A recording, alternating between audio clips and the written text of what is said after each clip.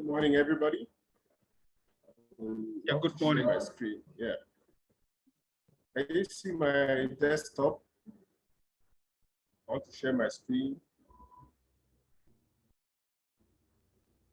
Yes, please. We can see the PowerPoint.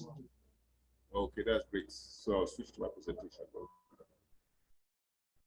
So I would like to appreciate the previous speaker. In fact, that was quite enlightening. Is that okay? Am I on presentation mode? Yes, please. We can see your presentation very clearly. All right, good. So in the next 30 minutes or so, I'll be sharing with you my experience with GIS.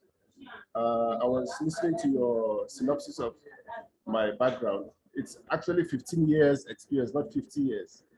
I don't think I'm that old yet.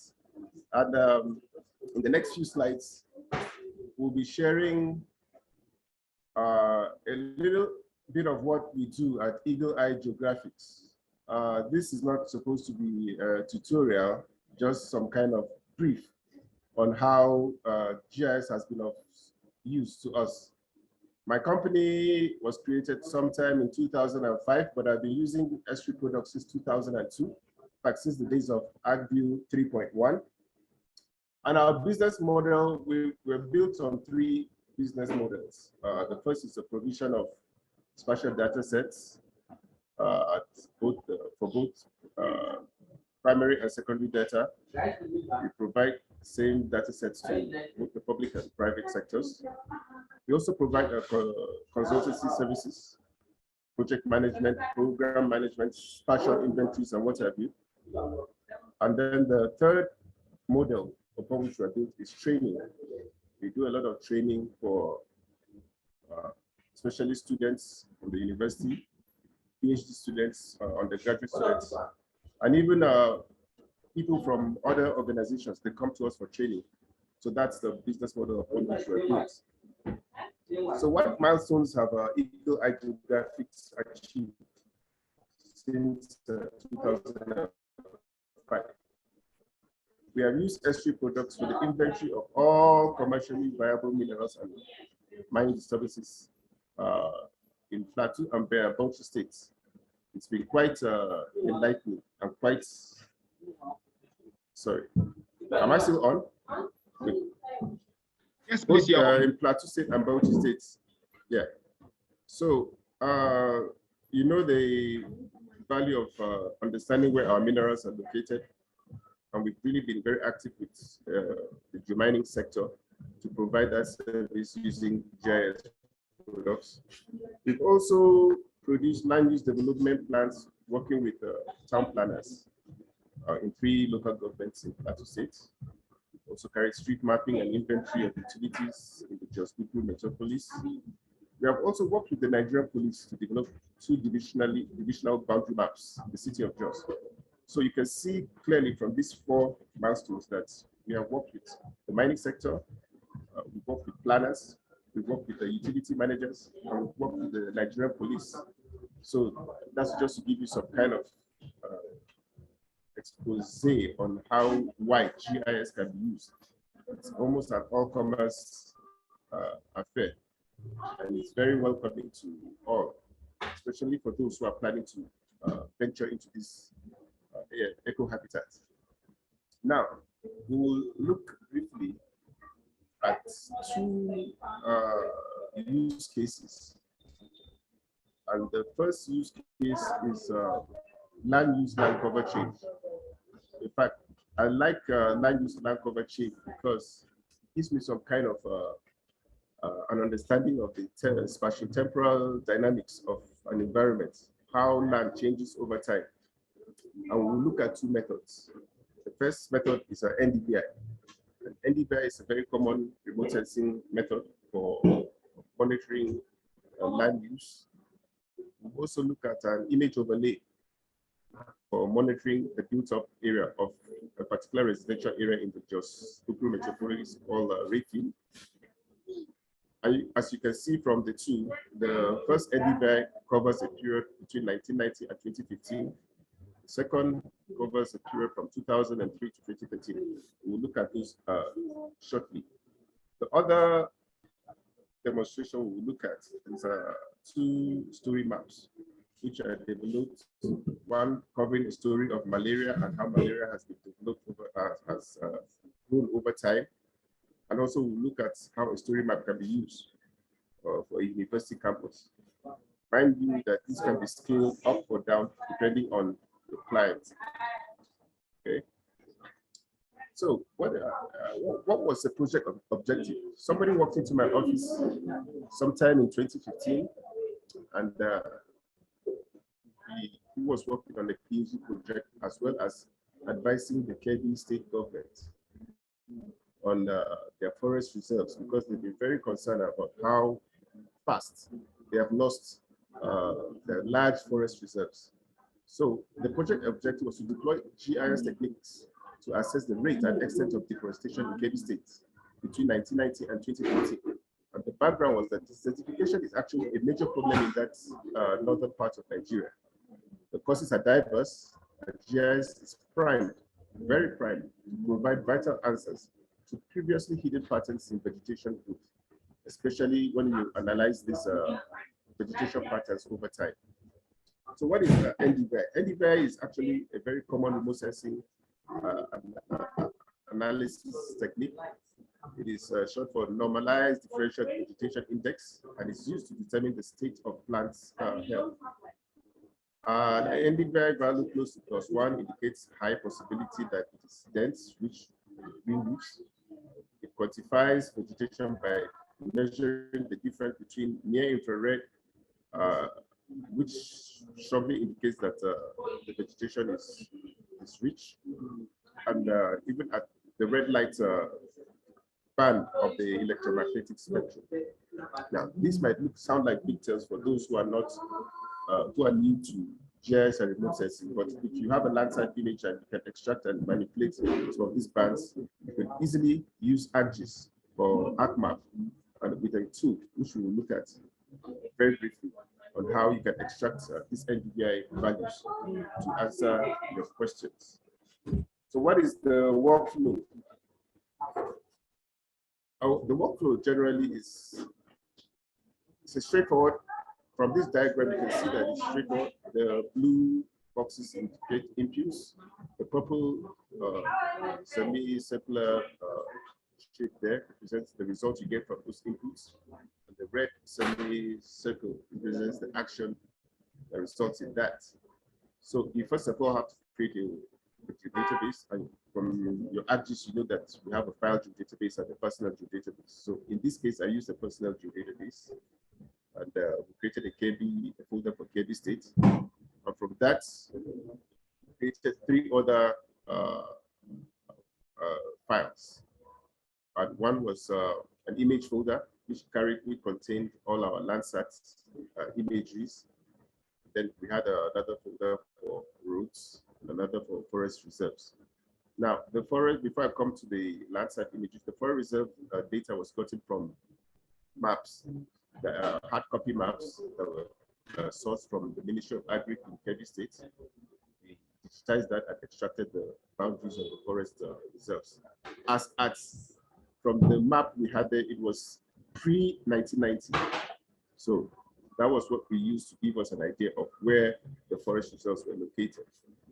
Now, for the Landsat imagery, we used, I like using GLOVIS. GLOVIS, if you look down at the bottom left-hand side of this image, you see the site for GLOVIS. It's a USGS site. There's another USGS site called Earth Explorer, where you can download your Landsat imagery. It is free, and that is where we sourced our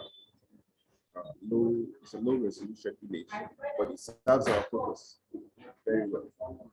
So what are the requirements for carrying out such an analysis? You need your ArcGIS Pro or ArcMap, Landsat imagery, an image analysis tool, forestry data set, like I mentioned earlier, and your roads data set.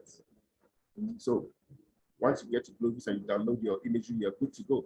and you can go into ArcMap or ArcGIS and carry out your analysis. So we look at the next screen now and see the result of our analysis. Now you can see clearly, very clearly, from the three images, the image on the far left shows the state of vegetation in Kebbi State in 1990. This was after we carried out the NDBI, the Landsat image from 1990. All of this was done in ArcGIS. Okay, and you can see the transition between 1990 and 2015. And between that time period, we realized that about 80% of the vegetation has been lost in this area. And coincidentally, Kebbi State was created in 1991.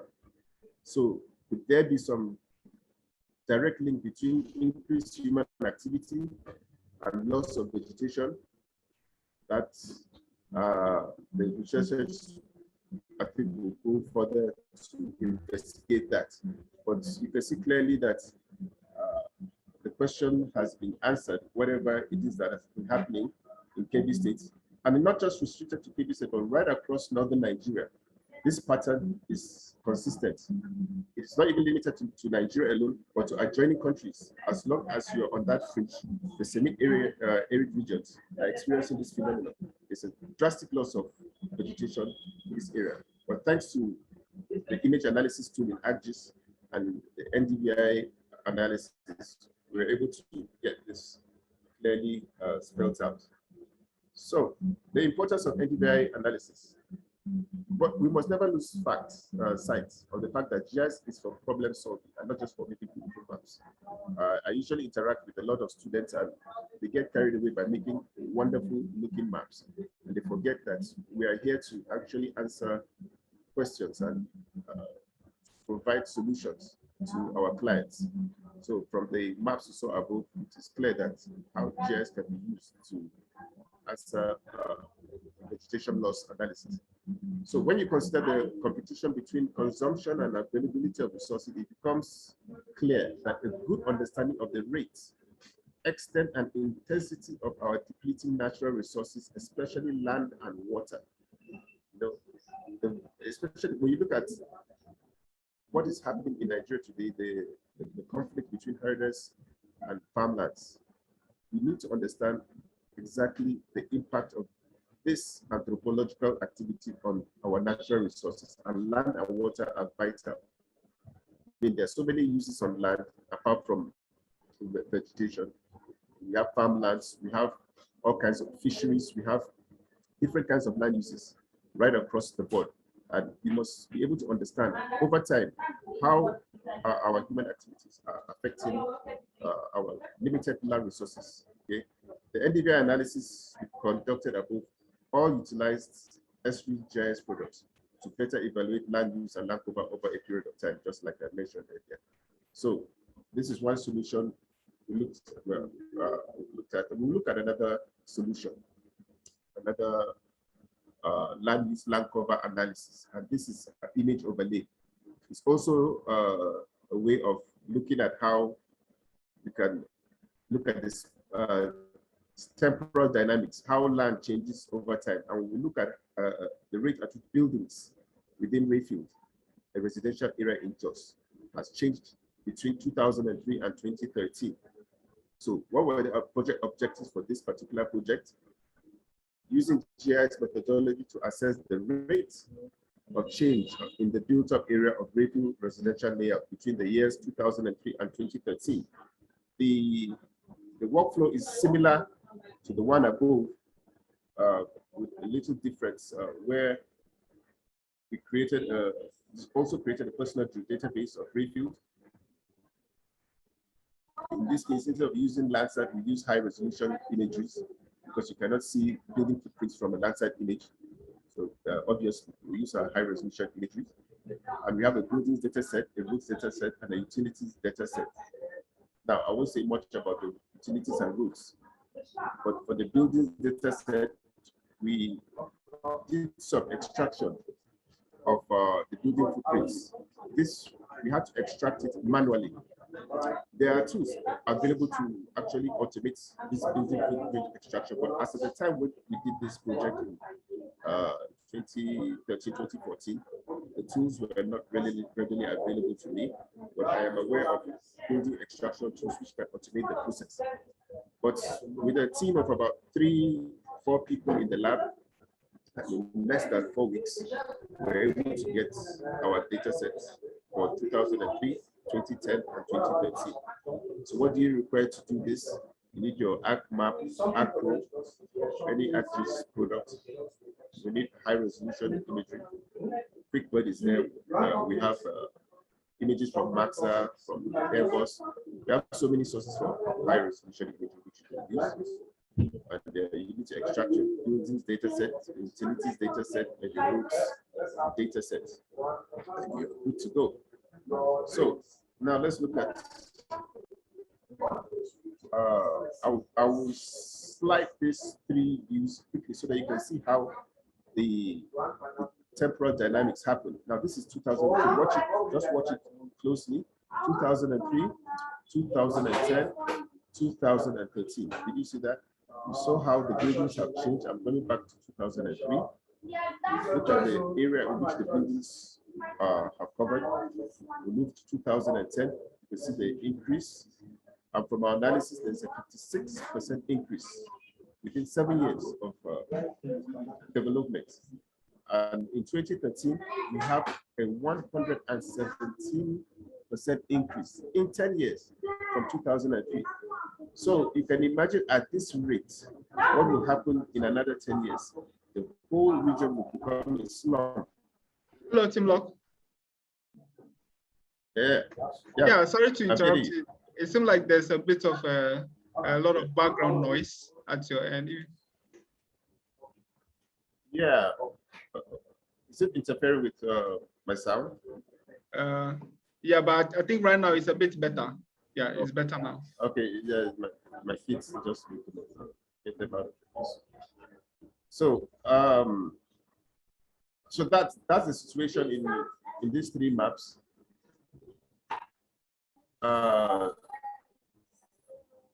As you can see how it transitions, it gives you a good idea of how buildings have spread over this period of time. So what was the relevance of this project? The city of Jos, like most cities in Nigeria, is undergoing urbanization at a rate that has gone far beyond the ability of city planners to effectively monitor. Most of the city is becoming a slum, like most cities in Nigeria. Yes, and particularly IT software tools have been identified as useful tools in defining urban growth. This study was used to inform the Director of Planning of the Ministry of Urban Development at the time to make a decision as to the rate of change in our urban environment. Okay. So I'll quickly move to the last category of applications we use, which are story maps. And these are my favorite, actually. The tools you require to do this are an ArcGIS online account, a web map with content in it, especially with a map that you put into your content, and then you put your ArcGIS story maps and a good internet access. Okay. So we can leverage on ArcGIS online tools and applications to develop solutions for numerous users. All applications are simply a collection of different elements, like a base map, shape files, CSV tables, and other web maps. Okay, survey data, which you can all put together to get your application, your web mapping applications. So there are generally 5 steps to generate a story map. Okay, you have to prepare the story map, do some preparation. You need to really spend time on this because you can't go and start preparing a story map. It takes some time to know what kind of story you want to tell. And then step 2, you of course you sign into your ArcGIS online account, and then you start your maps. Yeah, that is the platform in which you actually compose this story map. And you configure the map settings and what have you, and you add data as you go. So I'll quickly look at the two story maps we have in play. Just give me a while to navigate to that. Yeah, can you see that? Is that screen clear? About Unijust. All right, sure. It's showing now. Okay, that's good. Now, if you look at this, it's a map, it's a story map of a university campus. As I said earlier, this can be scaled up for one level. You can scale it up or down. I like this particular view I'm looking at because this is what you call a spyglass, and this spyglass is actually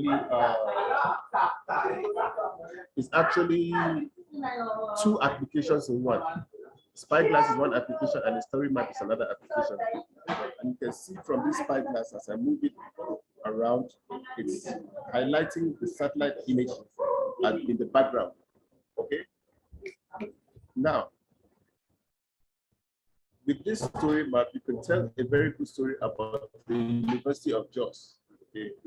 As you move it up or down, you can see the panel on the right-hand side is highlighting the administrative block of that campus, with showing you the Senate building somewhere right there in the middle.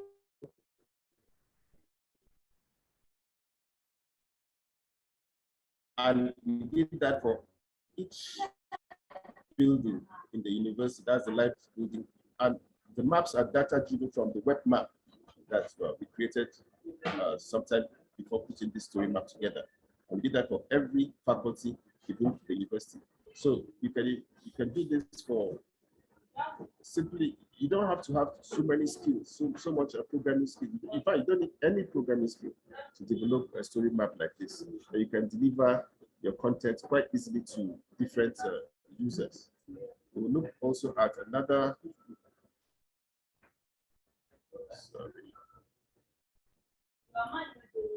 look at another story map. This story map is called Winning the War on Malaria. Now, this was done when I was entered for the story map competition in 2019. And this is more of an information story map on how malaria has developed has grown over the years. You can see that very nice graphics and content, different panels which you can display whatever story you want to tell. This can be done for wildlife habitat, it can be done for utilities, it can be done for different kinds of solutions you want to develop for the city, for the region, for whatever you want. And I really like story maps. Story maps are one of my favorite applications in ArcGIS. Bringing your maps from ArcGIS Online. ArcGIS Online, interestingly, also has some free data sets. Like even malaria, I got some malaria data sets from ArcGIS Online, which display in a minute. Well, I won't waste too much time on that, but you can actually pipe in data from ArcGIS Online directly into your story maps, and it feeds it on the go, like real-time data. So it's quite it's quite a useful tool to display. Very useful also for presentations. For those of you who want to display presentations in this format, story maps is the way to go. So that's basically it for the two types of applications which you can use, which we've used ArcGIS to do, NDBI and story maps. So why should you take your maps? Why have we taken our maps online? Paper maps, you should know, are fast becoming outdated. Mobile devices are becoming the platform of choice. Users today demand increased interactivity with maps. Just think of your Google Maps. People don't want to look at maps, they want to interact with those maps directly. So also improve standardization in terms of coordinate systems. User interfaces and mapping conventions have made web mapping a natural evolution. Okay, and then the web map tends not to be too techy. You don't need to be an expert to develop a web map. So we are finding it very easy now to generate maps. In fact, we have undergraduate students who have no knowledge in geography developing web maps within 10, 15 minutes. We develop a simple web map and put it online for people to see. So that should brings me to the kind of challenges we face as a company in Nigeria. And I was listening to the previous speaker, and challenges seem to be very similar to ours, and I'm sure it's not too different in Ghana. In Nigeria, we have a very low level of awareness and acceptance of the technology.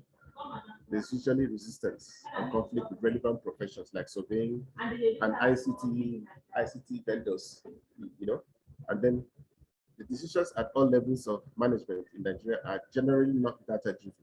This reduces acceptability. Then we have quite low manpower availability to efficiently run a fully fledged GIS. You see a lot of states who have fully fledged GISs, but the manpower running them have little or no knowledge on what it takes to run an effective GIS. And then, of course, for companies like me, we have very low government patronage. We usually depend on clientele from the academics and NGOs to help us to survive. But we see that this will change with time. So what is the future? We look forward to deploying crowd mapping to manage security reporting. You know that with the security challenges happening, kidnapping and what have you, happening almost on a daily basis. But with a crowd mapping application, you can easily report from the field.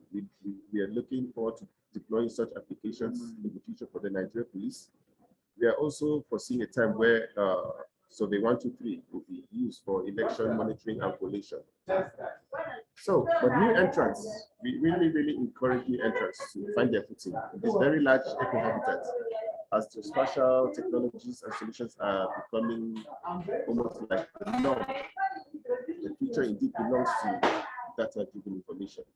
We look forward to a sustained relationship with Esri and Sambus for prosperous Nigeria.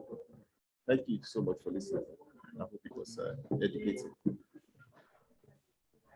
Wow, thank you so much, Timlok, for the presentation. I think there's a question here. Sorry, there's a question here which says, I would like to know whether the zones or administrative layer is aligned with the national administrative strata. Yes. You know, when you're working with data, your data sources are quite important. You can actually generate your administrative zones, or you can rely on publicly available zones. So the zones I've used are actually very well aligned with the national administrative strata. I've worked with them. As I said, it flows right through northern Nigeria, and they're aligning properly with Sokoto State and the adjoining states, and even the other nationalities boundary Nigeria. So it's actually aligning properly. Yes. Wow, thank you very much.